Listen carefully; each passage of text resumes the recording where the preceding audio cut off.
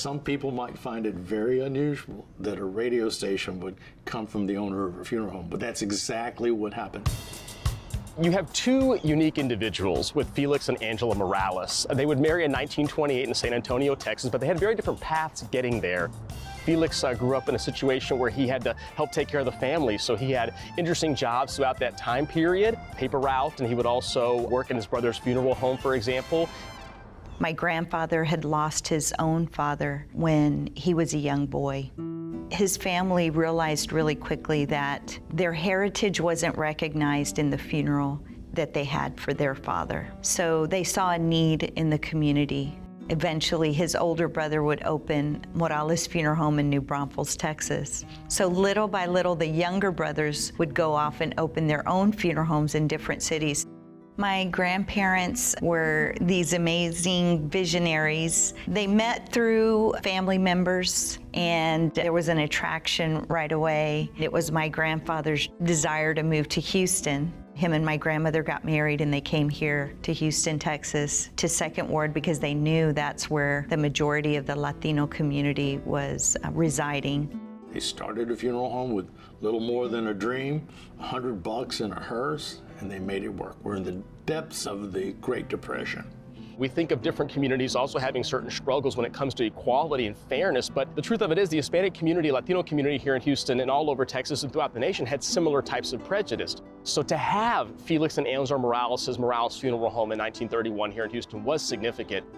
They had humble beginnings when it came to this business. Felix Morales was known to be a carpenter and worked to build some of the caskets. Angela Morales would sew and stitch some of the clothing for the deceased. So it was really a bare bones operation. The two of them together, him with the vision and her with the work ethic, coming together was really amazing. They already had a funeral home, which definitely was available to the community, but they wanted to get closer. I think that was the vision of KLVL with the Morales family. Felix and Angela dreamt of having a radio station of their own, and they applied numerous times to the Federal Communications Commission that licenses the stations. There were no licenses available in Houston, but they didn't give up. Cleverly, they sought and obtained a license to the city of Pasadena, and that's where the transmitter is.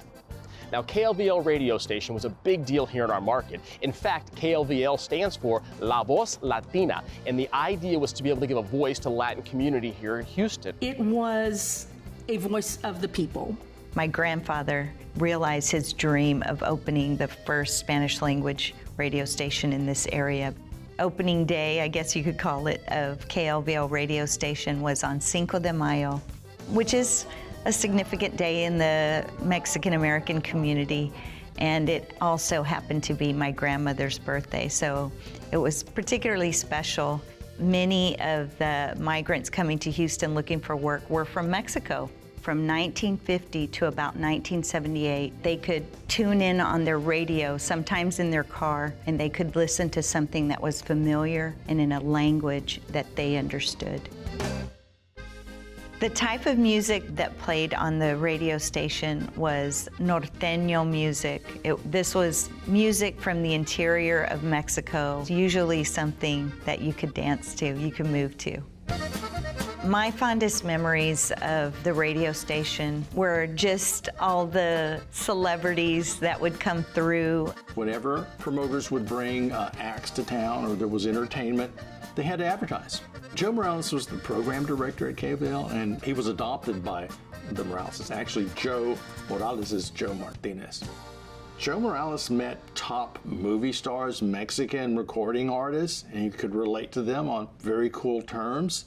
And he could also talk to the everyday man on the street because he had that in his soul. He was just a very kind, caring person, never met a stranger. My dad, not only did he have a voice for radio, but he also had a wonderful face. He was just so handsome. Going out into the community and doing these shows with these celebrities coming from other places, mostly Mexico, it was really a fabulous time for him. They used to bring entertainers in from Mexico, and so of course the lineup was very important, so getting the news out for that was definitely something exciting for the community because no one else did it. KLVL had a lot of firsts here in Houston. Perfect example, getting the news in Spanish was a big deal. It wasn't the first Spanish-speaking radio in Texas, but it was the first one in our region, in our Gulf Coast area. They would know if a hurricane was coming. They would know things that were happening around our state, in our nation, and even in their homeland country. Felix and Angela Morales knew they wanted to utilize this radio station airways for good in the community. They had a very famous program, Yo Necesito Trabajo. This particular program was instrumental, and it was the first of its kind in our area. En la página número 2, necesitan 15 hombres para trabajo de carpintería. The Federal Communications Commission seems to be saying that a radio station should operate in the public interest and make money as a secondary effort. A Pasadena radio station takes its public service operations seriously 6 days a week for the last 18 years. It allowed for a contractor or worker to be able to call the radio station live on the air and mention they needed a tile person or a plumber of such. And guess what? Somebody listening in could call and say, I happen to be a plumber. I happen to be somebody who can work in your business. So for those reasons, they became an early connector and incubator of small businesses and a voice for these individuals that just needed to work. Thousands of people were connected to jobs through this program. And I will never forget a family that came in at the funeral home, and there was a moment when the son wanted to tell me, do you know my dad got his job on Yo Necesito Trabajo through KLVL? And with that job, he put us all through school, and several of my siblings went on to university, and we all have amazing jobs raising our families right here in Houston, and it all started with that job. I was just blown away. Even as a person who grew up and saw it all, I didn't realize the impact that it had on so many families. They had another program on the radio station, and it was called Que Dios se lo pague, that God will help pay for this, whatever it may be.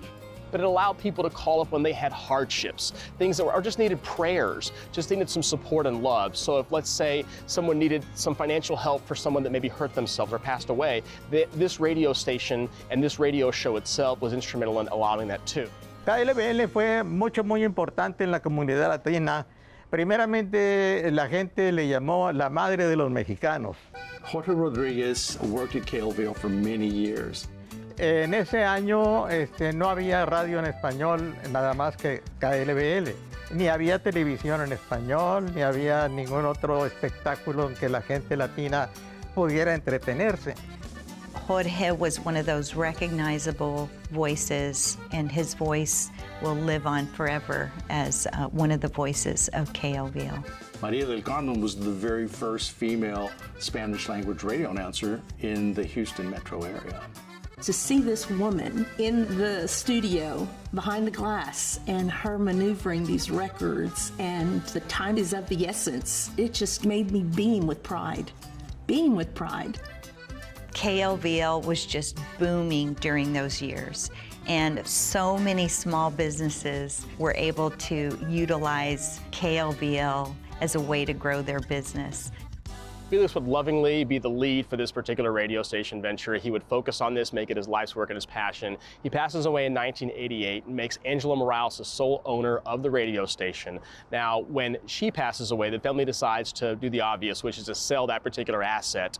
They were already focused more on the funeral business, doing very, very well in that particular area, and the radio station was something that had kind of run its course at the time period. After he passed away, my grandmother was just elated when the Pasadena Independent School District decided to name a school after him.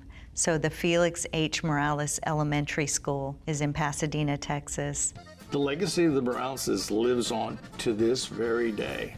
I know that KLVL radio station was just vital to the Latino community of Houston and its growth, and the growth of Houston, period.